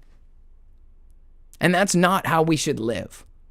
Nowhere in the world should anybody be a fraction. No one should work 14 hours a day for €1 like they do in West Africa and stuff. Bless you, Anne-Marie. Thank you for being here tonight. So, I mean, yeah, that's what it means to be a cult, to come up with some really crazy central ideas and to believe in it passionately and to really hold people to that standard. That is what it means to be in a cult. And so when people hear the stuff I'm saying, they're going to say, that is a cult. That is bad. And they're going to try to stop me and probably even kill me. But realistically, and I'm going to address this now, first of all, I'm not suicidal. So if I do mysteriously die, they did it. But you should know that it's not a big deal, because if they kill me, I escape. Like, I don't really like it here very much. And I'm not saying that because I'm miserable. I'm just saying, dude, I know where I'm going when I die. My house and all my stuff is there. I'm literally like in this. I'm a hobo in this country. I'm a hobo in this land. But I'm a very rich man back home. So what? You gonna kill me because I caused trouble on vacation? Oh, well. Like, I'm literally to the point where I'm like, we need to believe that about ourselves. That what's waiting for us is better than anything that's here. So our only purpose for here is to try to clean up the mess while we have a chance. Hopefully the next person gets a better chance than we got. Hopefully with better teachings, with better guidance, that they'll be raised up to walk in the way and they'll find their way to the Lord. It doesn't help kids to walk in the way when they're programmed by everything to turn away from God. And we can't change people's mind, but we can change the program. We can change the channel. And I'm saying we break into the new CNN. It's going to be called the Christ News Network. You know what I mean? And Fox News is going to be run by Sammy Fox, and she will be our prime correspondent. Yeah. So I kind of see it like, the way that illegal immigrants treat America. We're going to treat the world like that. We're illegal immigrants in the satanic season. We're not supposed to be here, but we're going to take this place for everything it's worth. And I think that's the way to go, man. I'm not saying pillage. I'm just saying, like, we should really see this as an opportunity. That there's so much force of evil. It shows that Satan and the enemy is so absolutely afraid of this generation. Think about that for a moment. It's the most degenerate time of all time, and anywhere from the oldest among us all the way down to like kids right now, they're trying to shape the worst world possible because they're so afraid that any one of you might be the one who has the stick, dude. Because God's got a stick, and someone is coming. Because it's what he does. Every time in history, God's people don't just suffer forever. There's always an Exodus. There's always a manna. There's always a Savior. There's always a Messiah. God sends Jesus to salvage us at the worst of times, when we needed him the most, and we didn't even know it. Rome running the whole world. How is this any different, right? It's the darkest time that anyone can remember. History is erased. The church is corrupt. Everyone's taught all this nonsense about their biology and about the relationships they should have with each other and about whether they should be allowed to thrive or not, where they're allowed to live and how they're allowed to live, and so much oppression. We're under so much oppression now. I have to believe that it's because the enemy knows that there's this burgeoning that's coming, that the people are ready, and they knew they'd be. They knew that we would come. That just tells me that we're more on the right path, because right now we'd be all having it real good if we were supposed to be. If they could cull us all by keeping us quiet and fat, if we were just well fed and had nice Mercedes-Benz cars, we'd all just be, well, there's no oppression, everything's fine. That's what it would look like. But they're oppressing us and oppressing the world because they're afraid. They want to control what you can say. They want to control what you're allowed to believe or what you're allowed to preach in the streets or in the church. As they try to sequester you onto a weird cult YouTube channel so that nobody hears the message. But the message is coming in loud and clear. I'm really confident next week we will actually break down the Christian Dominion movement and talk about where this is going. Brent C says, I want my free energy. Exactly. Why are we paying so much money for power and gas when we could be running ether-powered stuff? Imagine this. We could retroactively take all the batteries out of all those crappy electric cars that they put in. Another opportunity for the Lord to overturn the satanic trap that he created for us. All these electric cars have great, powerful electric drive engines. They're good, but they are inefficient. The batteries are huge, heavy, dangerous. They set on fire and burn for 6 months. And so we're losing the potential. They're like, everyone's become convinced that electric cars are a waste of time and they're inefficient. It's only good if you want to use a Tesla Model S or whatever as a drag car because it's really fast. But if you need to get to work and you turn the heater on, it's like dead in 2 minutes. And the point is that we don't need batteries. We don't need to be trying to, like, we could have modules that wirelessly transmit the energy to your car. You can use as much power as you need or no power. We could have a grid that covered the whole map. You'd never get stuck on a mountain again. Even if you were there, your heater would work. Your radio would work. They're lying about how inferior we are. Like, they want us all to think we're freaking cavemen. That's why after the reset, they put everybody in buggy and cart, because they needed to get everybody real dumb. Because it's like right before that, people knew way too much. And I think this community is pretty well aware that, like, we are living on a very, like, intentionally inefficient system. Darcy says Flintstones feet power. That's true. Like, we have energy in ourselves that we can find creative ways. And look, we can capture water and rivers and create like turbine energy and stuff. There's ways to do it. But the truest and most efficient thing is field technology, and it's not even that much of a secret. It's like they know that we know that they know that we know, but it's just like they don't teach it. And so it's not like a professed science. Like there might be a weird wizard somewhere who's figured it out, but he'll never get the time of day. He'll be like in his tower building ether-powered machines, and the government will come and take him away. So, you know, the fight it's long. It may be longer than all of our lives. But as soon as we decide to resist, that's what it takes. Because they can't cut the head off the snake. Jesus he's resurrected. Any other movement in history, they kill the leader. And then it's over. The movement dies with the leader, or a second leader rises and it dies with him. But Jesus Christ is alive, so they can't kill him. He's already dead. He's already resurrected. So even though I'm sitting here telling you guys this stuff, I'm no genius. I'm no like prophet or anything. I'm just a guy who figured it out, and I will explain it in great detail next week. I'm very excited to do so. But even if they kill me, it's not like you can't go watch Miles Monroe teach about dominion. In fact, there's a dominion teaching by Miles Monroe that's legendary. And so I didn't even come up with this stuff. Miles Monroe, Dominion, the Dominion mandate of leadership. Key laws and principles for dominion on earth, Dr. Miles Monroe. You know, I can't be racist, right? This guy's my favorite and he's black. That's like everyone always thinks, I'm not black. I mean, I'm not racist. I have black friends. Somebody told me that gingers are the new black. Is that a thing? I heard that they were saying that gingers are black too, like somehow. I don't know. Val says I'm still missing 2 kittens. I'm sorry to hear that. I hope they show up. Let's pray for that. I had a bad dream last night that I was throwing bread at snakes. Oh, it's not a bad dream, just a dream in general. You were throwing bread at snakes. Anyway, I threw that Miles Monroe teaching in there for you guys. It's about 47 minutes if you want to check it out sometime. Miles Monroe was such a great man, and he was blessed with an innate, just amazing understanding of the word. He understood that Jesus didn't come to die. He came to establish kingdom. And him dying was part of that process, but that's not the main process. The main process was his teachings about his kingdom. And that changes everything when we start to view the Bible that way. Before I was even a person who cared about, mud flood, Tartaria, lost world stuff, I began to view the Bible literally. I began to view Jesus as a real man who said real things, even if it sounds crazy compared to what they teach us, you know? And then when it came time to look at Tartaria and stuff, I was like, oh, well, he said his kingdom was at hand. I guess there's the evidence that it was. I guess it really was at hand, man. And I don't care if it was 1,000 or 2,000 years ago, man. You cannot hide Cappadocia in Turkey. That place is cooked. Like, how did that happen, man?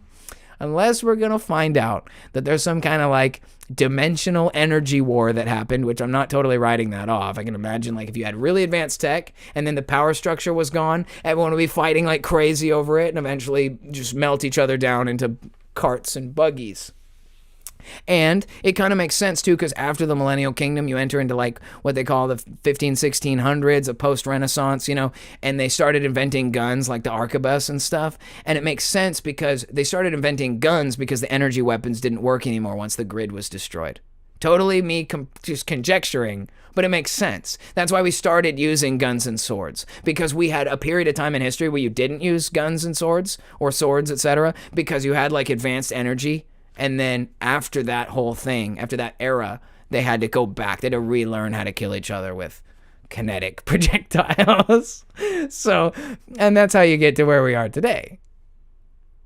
Anyway, Mama Khan says the Bible said the mountains would melt like wax, and they did. They sure did. And that is actually, I believe, at the coming of Christ, right? At his return. So there was a lot of stuff that's been melted for a long time. Like, we don't even know. Cappadocia might have been a city before the millennial kingdom and has sat there as dust for 1,000 years.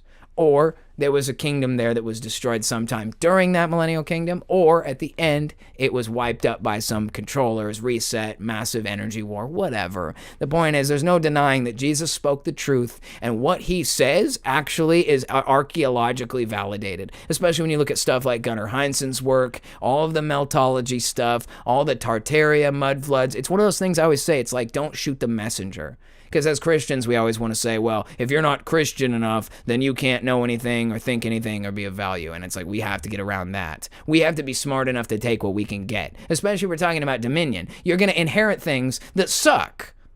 You know what I mean? Like, it's dominion. We took over the banking system. Oh my gosh, it's totally corrupt. It has an algorithm that gives special loan rates to one particular group of people who have big noses and tiny hats. We're going to have to completely rewrite the entire banking credit system algorithm because we inherited it and it was a piece of crap.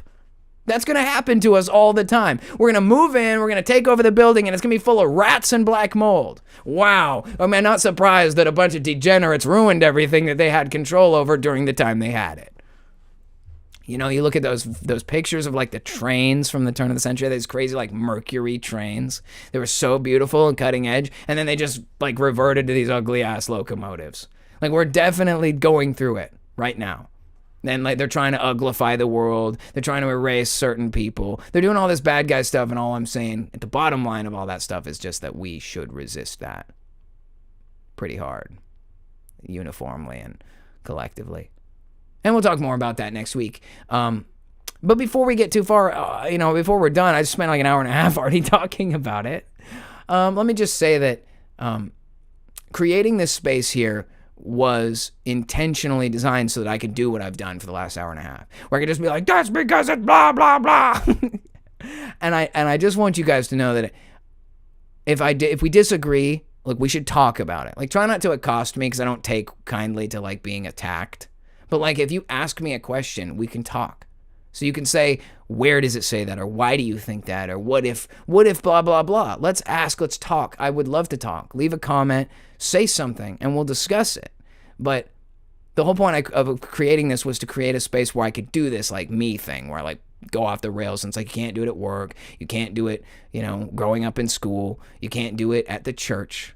You can't do it in office, You can't do that kind of stuff anywhere but here. So this is where it is. This is the cutting edge of conspiracy content. And the fact is that you can't have the truth without the way, the truth, and the life, and that is Christ Jesus. So if we're going to apply that 3-step program I keep talking about, trust God, take the risk, do the work, I feel like that should be the central narrative to our dominion movement. God wants his people to prosper. He wants his kingdom on earth just as it is in heaven. He wants dominion from his servants. He wants the kingdom and his righteousness.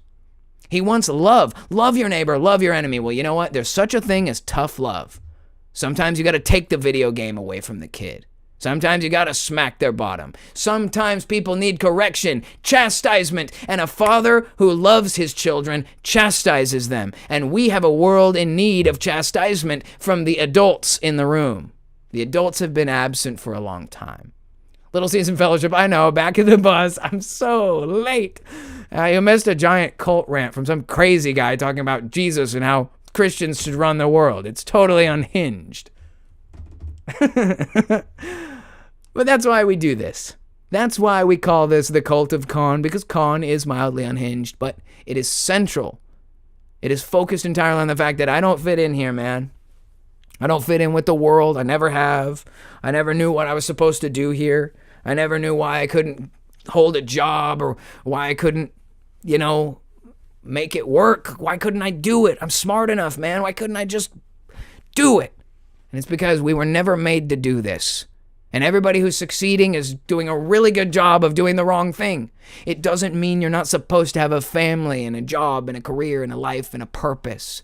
But we should be doing it in a way that benefits our people and advances our culture and the Lord's kingdom. And all of us are just spinning our wheels, barely making it. And there's a reason for it, and the reason should be ended.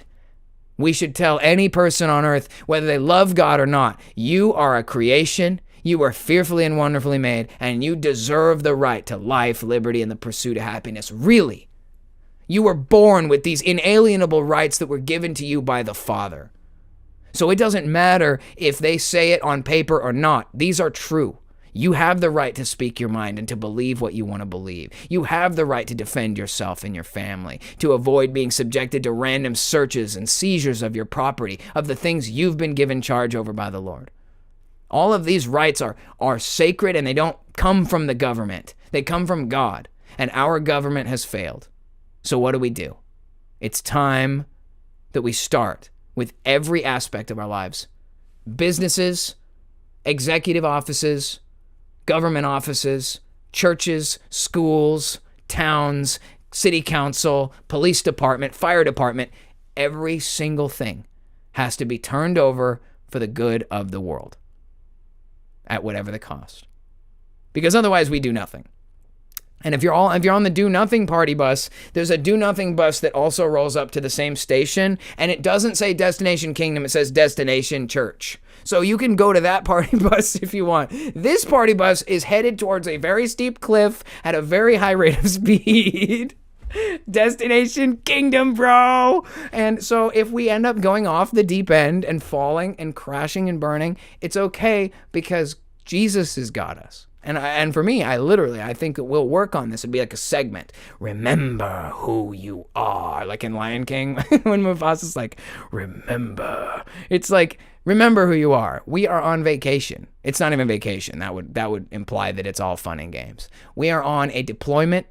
We are in a territory that's foreign from heaven, and we have been sent to serve as ambassadors, as dignitaries, as administrators of an authority that is bigger and higher and better than all of the ones that are here that think they run your life. The subliminal, remember who you are. But that's the way, dude. We gotta keep pushing. And it starts with a central effort to advance that, to see the kingdom made manifest on earth just as it is in heaven.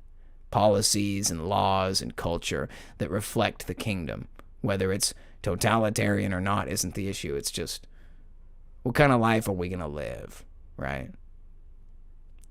That's it. Over the cliff we go. So yes, this was tonight's Koolaid, made possible by the Cult of Khan. That's you guys. Of course, there will be more to discuss about the Christian Dominion movement, as well as my new book, which is in the works, that is called New Life Resolution, which I've discussed a little bit, and I've now started to legitimately start putting this together. And of course, it's very, very early stage, but it's something I just know, so I expect it to come together before too long. So fingers crossed on that. We have a book. We have a car project, and of course we have the regular shows. Monday, Guys Gotta Eat. Wednesday night, Hump Day, Trash Day. Don't let me forget. And that's going to be the Main Character Podcast. And of course, when I get the chance, I show up on Friday mornings for Bulge Khalifa. And then of course, Sunday, we're getting together for that good, Bible-focused, Jesus-focused, spiritual fellowship Sunday service. So don't expect there to be any crazy messages about, we gotta overthrow the government. It's not gonna happen on Sunday. But I definitely think it's time for a book, and it's time for a movement, and all that and more coming soon to the Cult of Khan. Now, before we go, I'll just check in with you guys in chat. Thank you guys for sticking around tonight. It's been kind of crazy. I was off the rails. I do this sometimes. Val says, LS swap the bends. The problem with doing that is then I got to get a different engine controller, and all the other parts are not going to communicate with it, and it's going to be like, I'm just going to get another M113 that's not broken, because they're really cheap. I've seen them for like $400. And I know that's not cheap, but we're talking about like an engine. And there are some reputable dealers that offer some really nice examples of these motors. A lot of times they're in cars that are wrecked. Go figure. People spin their Benz and crash it. Who would have thought? But anyway, guys, lots to come soon on the channel. There's some remodeling. I'm gonna give you guys the full window. That's basically where the next chapter of this is gonna be. I've got a lot of stuff that's like in a giant disaster, and it's gonna be like a patio and like a workshop area.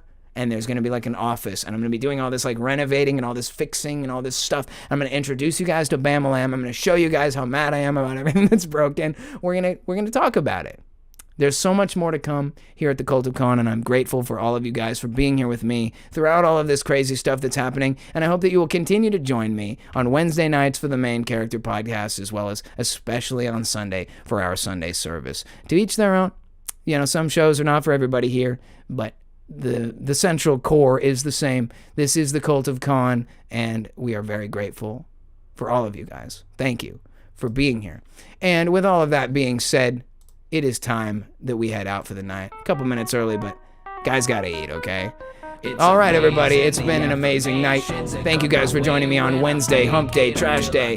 Hope y'all are doing well. Hope y'all are having a blessed night. And we will be back next week for level 48 of the Main Character podcast, made possible by the Cult of Con. Man, I'm the king, I'm rejecting what you think. Rearranging your mentality, got some Koolaid you can drink. It's a scam, it's a plan, it's a con, and I'm your man. You know I tell it like it is, I hold the secrets in my hands. Reflection and introspection is my profession. I'm recklessly disrespecting what you expect and investing in my discretion, teaching the lessons, impressions to keep you guessing what I do next, man. Now when the 1,000 years have expired, Satan will be released from his prison. He will go forth to deceive the nations which are in the four corners of the earth, Gog and Magog, to gather them together for the final battle, an army whose number is as the sand of the sea.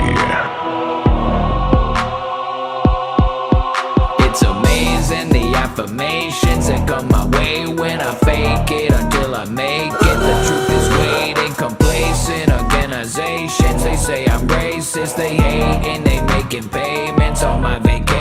I'm the man, I'm the king, I'm rejecting what you think. Rearranging your mentality, got some Koolaid you can drink. It's a scam, it's a plan, it's a con, and I'm your man. You know I tell it like it is, I hold the secrets in my hands. Reflection and introspection is my profession. I'm recklessly disrespecting what you expect and investing in my discretion, teaching the lessons, impressions to keep you guessing what I do next, man. I'm the man, I'm the king, I'm rejecting what you think. Rearranging your mentality, got some Koolaid you can drink. It's a scam, it's a plan, it's a con, and I'm your man. You know I tell it like it is, I hold the secrets in my hands.